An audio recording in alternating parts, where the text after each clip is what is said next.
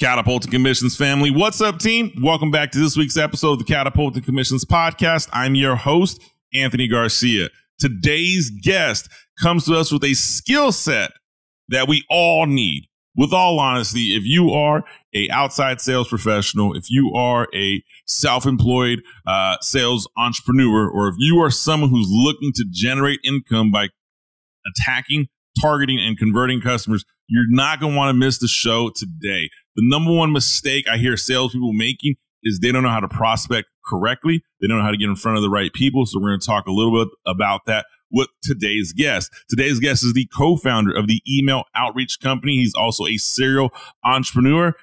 Adam Rosen, welcome to the Catapulting Commissions podcast. Anthony, it's a pleasure to be here. I appreciate you having me on, and I'm really excited to be here with you. Yeah, man. So let's talk a little bit about your journey, right? So you're a serial entrepreneur. We're definitely going to spend some time talking about email outreach because Catapulting Commissions family, they can't learn enough about how to effectively outreach and prospect. But before we get there, tell us a little bit about your journey and what brought you to the point you're in today. Yeah, for sure. So I never held a true 9-to-5 job in my life. So I did a one-year MBA program after college. And I only did that because I started an entrepreneur program at my school. It went well. They offered me a one-year program to continue running that program as well as to get my MBA. So I did that. 3 weeks before I graduated, myself and my original two co-founders said, hey, let's jump all in. Let's start what ended up becoming our first business, which we ended up running for 5 years. And the general premise was, hey, students in college student organizations, they have a special group of students, passionate, motivated, driven. Then companies, they want to get to those students to hire them as well as to get data on them. So we built a tech platform that connected the two. Our customers were people like Bank of America, Amazon, AT&T, as well as some startups. And we did that for 5 years. We acquired them back in 2019. And when I say acquired, people assume that, I went to Hawaii, which I guess I technically did move out to Hawaii, but they assume that I was in Hawaii, retired as a 26, 27, 28-year-old, drinking a Mai Tai every day. And that was not my reality. But we sold in 2019 to make sure that our students can end up in a good place, our customers can end up in a good place, and our investors can get as much money back as possible. So that we did that. And then that was kind of the next leg of what ended up leading into email outreach company that we do today. Okay, so building these tech startups and running these companies isn't something new to you. I mean, this is something you've experienced a few times around. Fair assessment? Yeah, for sure. So did that for 5 years. And then I've been advising a lot of startups, many of which are tech startups over the past several years and leading into my company now. But yeah, this is really my second, if you can call it a tech/service business, but I have a lot of experience now in that tech world, but I'm also not a tech founder. I came into it more of a sales background, sales-minded entrepreneur, sales-minded founder in the tech world where it's the kind of the wild, wild west in a very different way. So I was very green in that world and I had to learn the hard way in a lot of ways what that tech world is like. So let's talk about that tech world for a second, right? There is a group of listeners right now in the Catapulting Commissions family that are, let's just say they are successful sales professionals that are like, hey man, I want to start my own company. The secondary audience listeners is a younger generation of salespeople, some in college that are like, hey, I want to learn about sales entrepreneurship. And that's one of the things we talk about, right? Is salespreneurship, sales entrepreneurship. Right? You get paid for what you sell. That's what we talk about. So let's talk to that person right now that says, you know what? I think I am going to go and I am going to go and either build a tech startup, a startup in general. In your experience, what is the biggest mistake you see people making when they build a tech startup? And what's the biggest mistake that you made in building your startups? One and the same. Okay. Product market fit. The biggest struggle I see so many founders get into is they never get to true product market fit, especially in the tech space. Like in the tech world, I remember I met with this serial entrepreneur and he said to me, Adam, red is the new black. And I'm like, what do you mean red is the new black? Basically, it doesn't matter about how much money you lose. All that matters is grow, scale as much as you possibly can, even before you're ready. But if you get to a situation where you're selling without product market fit, you're always going to feel like you're clogging up a leaky bucket. So that's always rule number one. And that's been my biggest focus with my current company is how do we make sure that every single customer is happy, renewing, and hopefully giving us more money because we're providing more value. So that's the biggest challenge I see so many entrepreneurs face. That was our biggest problem was we never got to true product market fit, which is why we didn't sell at the number that we hoped we would sell at. So when you say product market fit, are you saying people jump in without having the full understanding, or are you saying people aren't making it an adaptation to the current market? I mean, let's be honest. The market we're in today is not the same when your first company started. So we definitely have to have some evolution here. So where does that product market fit mistake come in?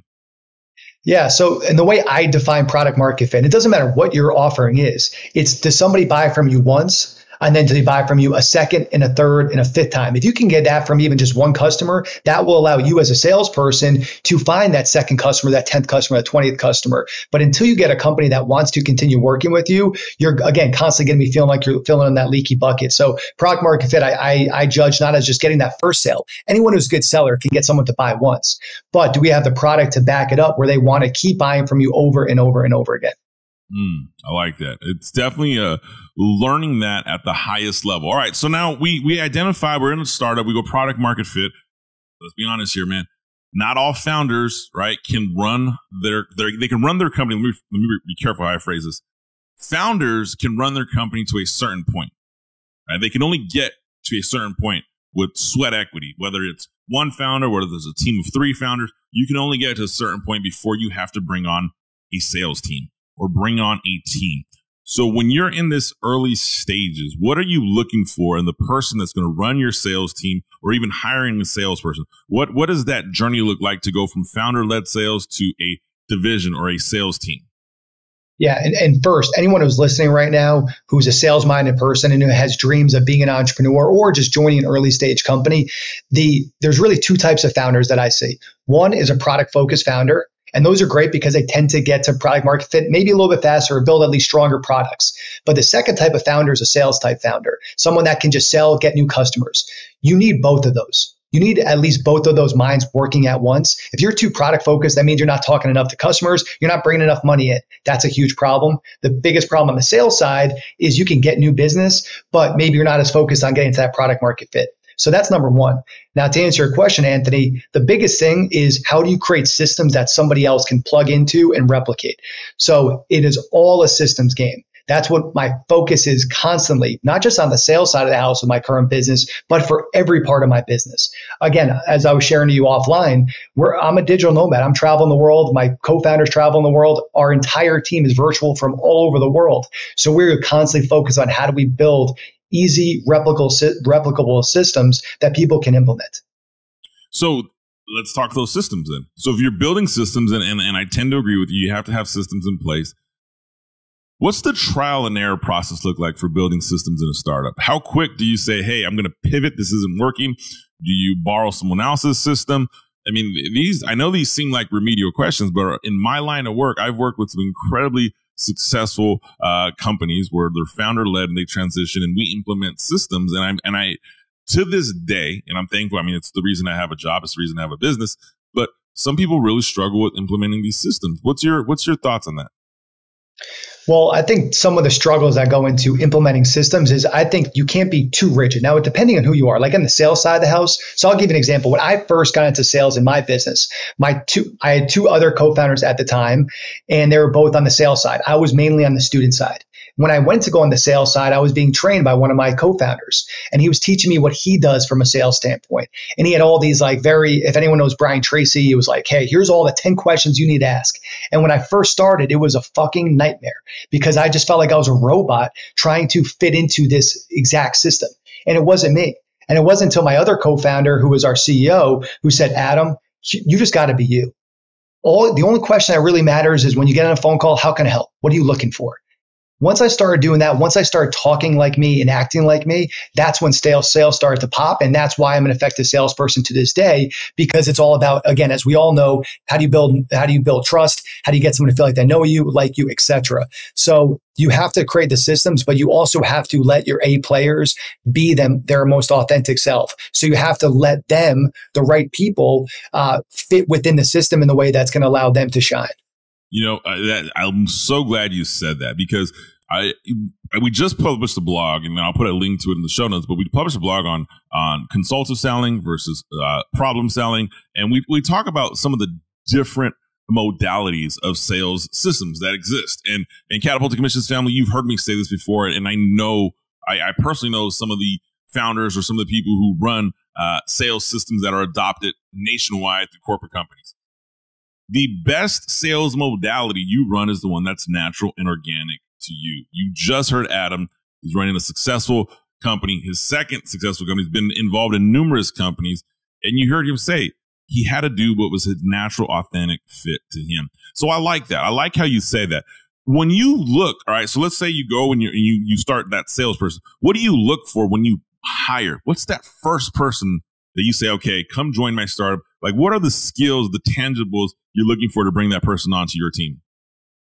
Number one, I feel like this has to be number one for I don't care what relationship it is. If you don't have the big T word, it's never going to work. And that T word, as we all know, is trust. Do I trust this person? That is number one, because especially in the startup days, shit is going to happen. Ugly things are going to happen. We're going to try. We're going to make mistakes. We're going to do things that are not going to work out. But do I trust this person that, number one, they're going to be honest with me? And number two, that they're going to open up so that we can all grow together. So that's number one, is do I trust them? And then for me, like, my favorite quote is always perseverance and spirit have done wonders in all ages by George Washington. Now, you never can test that until actually, shit hits the fan. But those are always things I look for, is trust. And then do they have that hunger? And do they have that grit? For sales, if you don't have hunger and if you don't have grit, then it's probably best you find another path, because sales, you got to be willing to take a punch in the face and get right back up.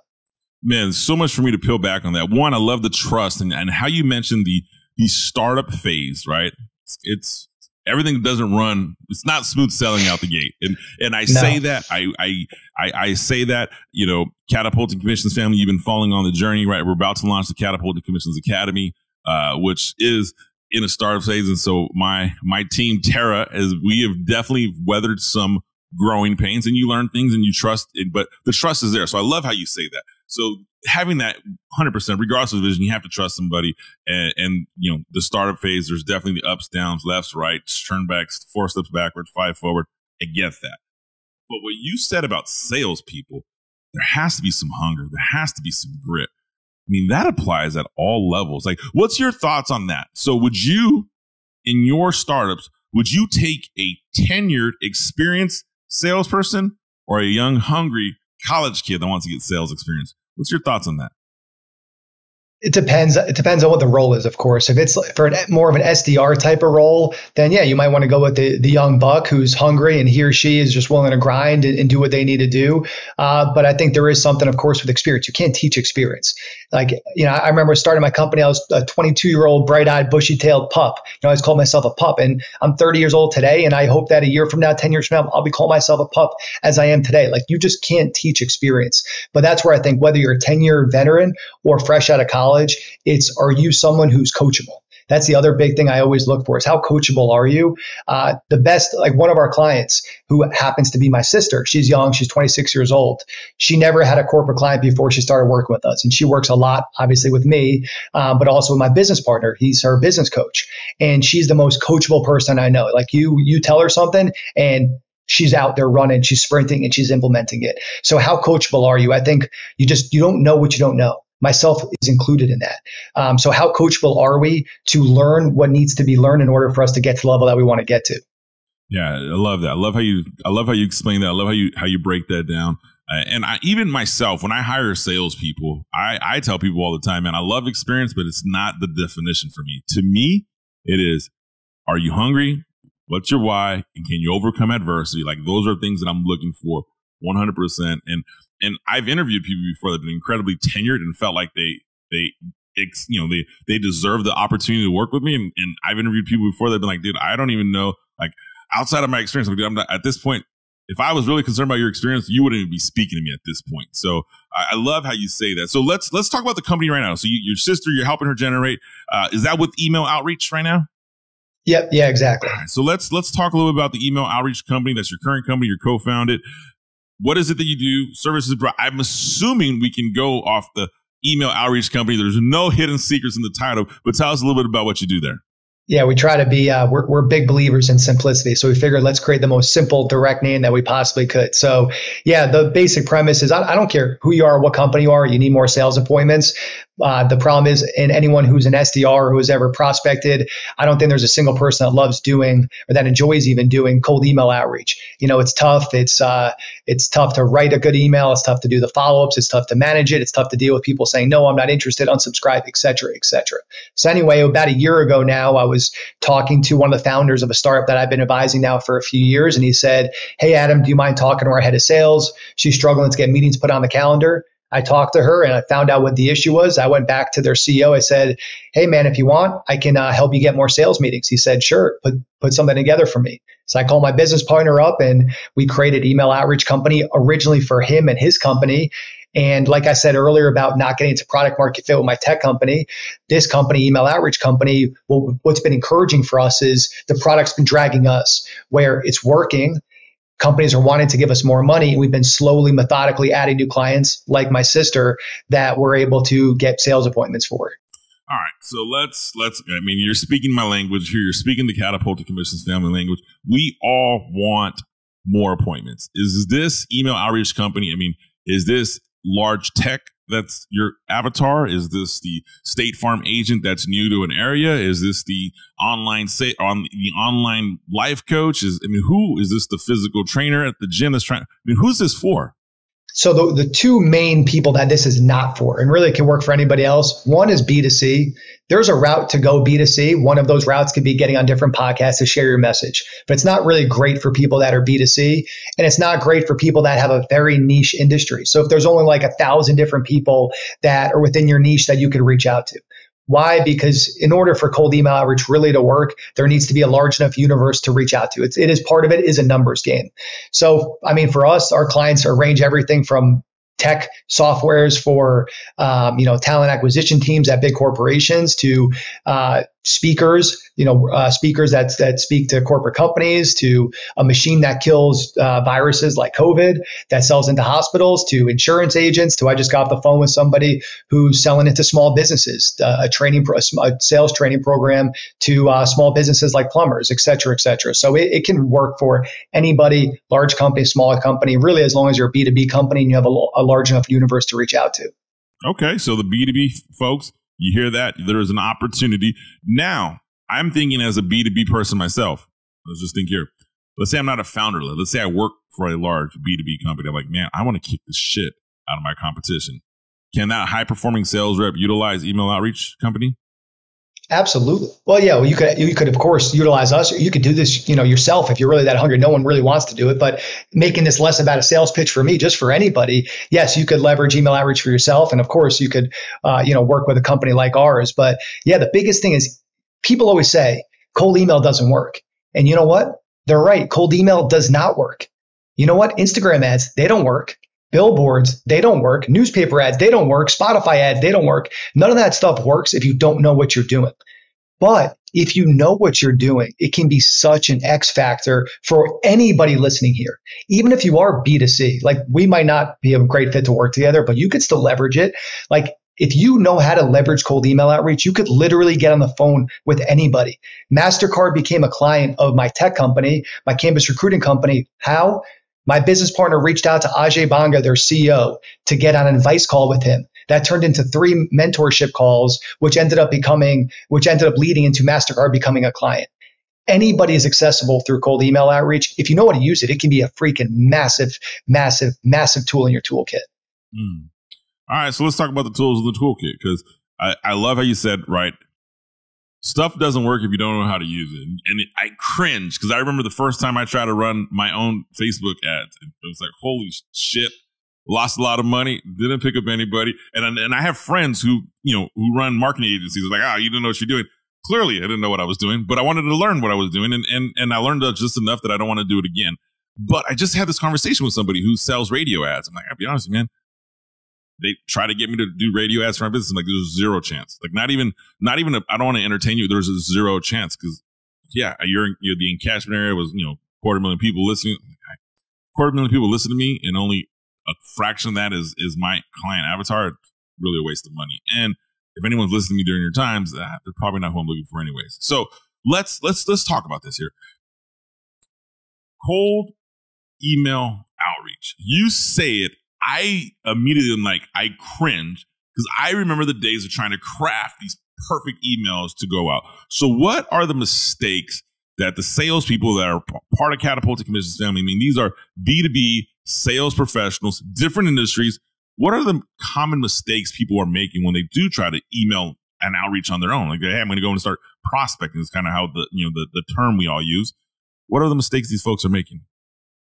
Yeah. And first of all, you're absolutely right, Anthony, because nobody wants to do cold outreach. And the only reason we are good at it now is because we were forced to do it. We had no other choice. Like, we were sales led founders, and we were a funded startup, but we weren't that well of a funded startup. Like, we had no other choice. We had to be scrappy. We had to hustle. We had to learn how to do cold email outreach. And I have, a bunch of embarrassing stories of totally butchering cold email outreach that also led me to understanding it. So that's number one. Number two, the basics. We all get cold emails on our own. And most of them, like you said, it makes you cringe because of how bad it is. Now, what are some things that people do a poor job of? Number one, target your message to who your buyer actually is. One of the amazing things about cold email outreach versus almost any other marketing medium is how niche you can get. Like, if you're reaching out to talent acquisition within Fortune 1000 companies, you can just reach out to talent acquisition within Fortune 1000 companies. Like, you can get very targeted in your outreach. So are you targeted in your outreach, and are you presenting the problem and solution in a way that is simple and clear? So what are big mistakes that people make? Number one, it's not doing that. Number two, it's having long freaking emails. Like, emails should not be more than 4, 5, 6 sentences. Every sentence should be on its own line. Make it easy for people to read.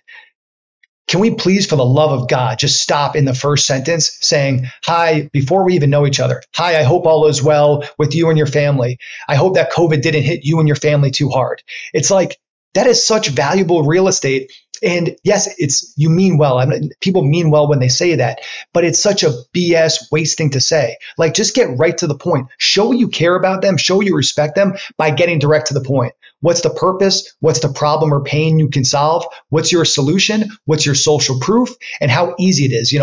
Can we hop on a 15-minute phone call? Keep things short and sweet. And that's one of the biggest mistakes I see people make. And then the next biggest mistake is a lack of follow-up. On average, it takes 4 emails for us to set up one successful meeting for one of our clients. 4 emails. So if we're not following up, we're not even giving ourselves a chance to get on a phone call. Hold on. The lack of follow-up, sales professionals, I mean, when I've managed sales teams, I'm like, dude, what's your follow-up look like? And if your follow-up is, and I'm going to guess, and I did not ask out of this, I'm going to assume your follow-up is systematized, very structured. Oh, of course. Absolutely. Absolutely. Catapulting Commissions family, if you're the B2B sales professional right now and your follow-up is based on filling, based on a schedule, I have free time in my calendar, I'm going to sit at Starbucks and follow up. That shit doesn't work. Like, it's just not going to work. Like, there's no way around it. So Adam's telling you, then this is what his company is based off of. They have a system for follow-up. I love the 4 to 6 sentences in the email. I can't tell you right now, right? So I have people, and I'm sure you'd imagine, that reach out to me or to my assistant on a consistent basis trying to sell us something. You pick it, I've been pitched it. And the emails that come, there's a lot of dead real estate where I'm like, man, if I can't read this email within a half a scroll on my phone, the likelihood of me reading it is very slim. Or if you haven't grasped my attention in the first 2 sentences, it doesn't work for me. So Catapulting Commissions family, I tell you this because when you send an email, think about yourself. Is this going to work on me? So let's go back on this, Adam. So you say it takes 4 emails on average for you to book an appointment for your client. I'm going to peel back a layer. You said your email is highlighting pain, problem, social proof, solution.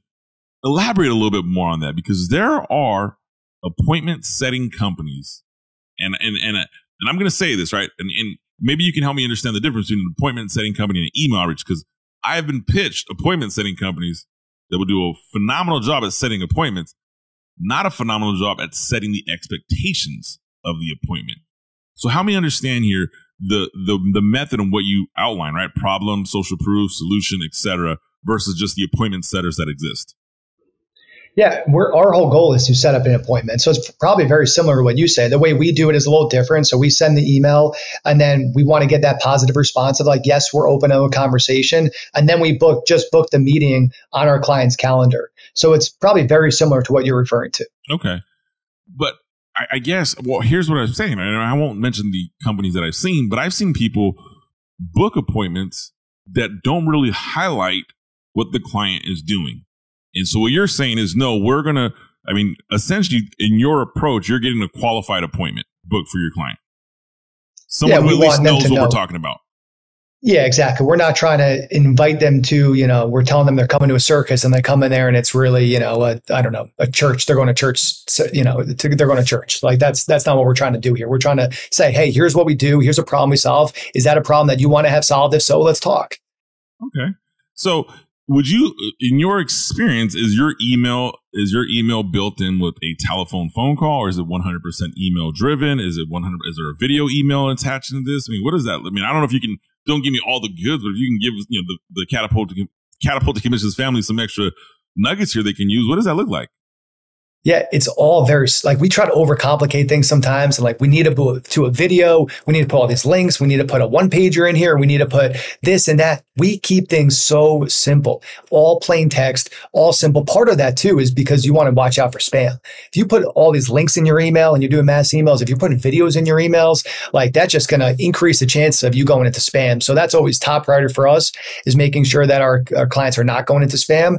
And it's all about simple. We're not trying to play games. It's just, here's the problem. Here's the solution. Here's our social proof. Do you want to chat?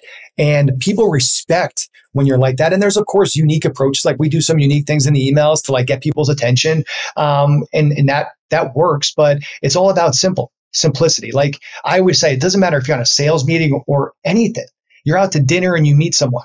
You're sending a cold email, whatever it is. Details create confusion, and a confused buyer is never a buyer. So how do we say less? Always say less. Whether you're on, again, a sales call, an email, it doesn't matter. Stay away from the details. Keep it simple, because details create confusion, and a confused buyer will never, ever, ever buy. Man, amen to that. We've all heard it before. Keep it simple, stupid. We've talked about it on the show in terms of presenting. Adam's talking about keeping it simple just from the very first outreach. We tend to overcomplicate a lot of things, and you're right, man. Confused buyers do not buy. So I like what you mentioned about don't get caught in spam. I think that's incredibly valuable for the folks to hear. Now, if a sales professional says, okay, how many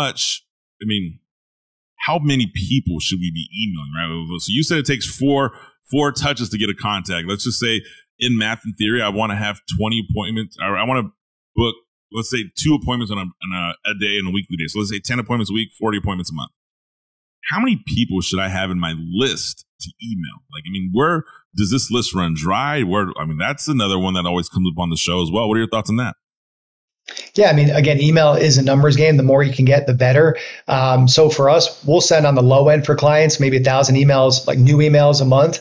But on the high end, we'll send 5,000 or more emails, which doesn't even include the follow-up. So the more you can get, the better. We have a new customer that wants to work with us that has several hundred thousand, I should say, contacts that they have to tap into. So the more, the better, because you got to keep filling the top of the funnel. You got to keep filling the top of the funnel, especially when it comes to cold email. The great thing is we can reach as many people as we want to reach via email, obviously being wary of the spam. So the more, the better. Okay. Now, are you only on email, or are you tracking people down on LinkedIn and social media, or is it just truly their traditional business email? Yeah, right now we're sticking with email. We've been tempted for other things like LinkedIn, but right now, because we get good results on email, we don't need to go those other routes. What we've seen from some of those other companies that have even reached out to me, they don't get such good results on emails. They have to go the other routes. For us, we do a pretty good job on emails. We're not too worried about going the other routes, at least right now. Man, Adam, I love the answer there. I love the confidence in that. Catapulting Commissions family, if you are executing something well, stay in your damn lane. There's no reason to do something that someone else is doing if what you're doing is working well. I can't tell you how many times I've jumped on a call with a client or someone who's been looking to start working with me, and I'm like, well, what is it that you do well? They have this amazing story. What is it that you're trying to do? Some completely different. Why? Well, because so-and-so is doing it. Okay, are you missing something? Are you executing? Are you not providing for yourself? Is the revenue you're making keeping the business open? So many people try to keep up with the Joneses, and just in the most professional way, you said, hey, man, we execute well in this fucking lane, and that's what we're going to run through. So I dig that. Adam, so last few minutes here, we're running around. So what is the future look like for Email Outreach Company, for Adam Rosen? What is the goals? What are we looking for? What can we count on? And I don't say count on, but I'd love to follow up with the people who've been on my show 2-3 years from now. What's the vision for you and your company? Yeah, I always see each business as a different chapter, and each chapter has different learnings associated with it. And right now, my chapter is, can we build an online business from anywhere we want in the world that is a successful online business? The reason why that's so important to us, and numbers, I know numbers is important to everyone. We want it to be a several $1 million online business with that we can do, again, from anywhere we want in the world. And why is that so important? Specifically, anywhere we want in the world is because I believe if you can learn how to create the systems to build a successful online business, that means that if you ever do go back into more of a traditional quote unquote business, you'll have such a deeper skill set in terms of building out systems that will allow you to build whatever type of business you want, whether it's real estate focused, tech focused, service focused, it does not matter. So that's the main focus, and just continue traveling the world and enjoying and meeting as many interesting people and cultures as I can. Well, Adam, there's not a doubt in my mind that your company is going to grow. This chapter in your life is going to be amazing. And the nomad traveling lifestyle you live is I'm envious. I love it. My audience knows I have 2 girls, 5 years till they graduate high school. And man, they think I'm joking with them. Like, where are you going to live? I don't know. Cabo, Puerto Rico, Dominican, I'm out. I love it. I love it. I've been building a business to be nomad. It's to the point where I'm almost nomad, where I'm like, yeah, guys, I'm ready to, all I need. And I've looked abroad. I'm like, what's my high-speed internet abroad? And people are like, oh, it's expensive. You price it? No, it's not. Coming from California? No, it's not. I'll pay that. Give me high-speed internet and a beach in the Dominican down the street, man. Call me a happy guy. So I love it, man. How does the Catapulting Commissions family find you, Adam? Our website's eocworks.com. Email is adam@eocworks.com. And my most active social media site is Instagram @AdamIRosen. But you can also find me on LinkedIn. I think it's also at Adam I. Rosen, or in / Adam I. Rosen, but you'll find me there. Yeah, Catapulting Commissions family. If you missed those links, go ahead and click on the show notes right now. We will have a link to get connected with Adam. We'll have a link to get connected with Email Outreach Company. Do me a favor, go follow him, get connected with him, and last but not least, be sure to leave comments, like, and subscribe. And I will see you next week.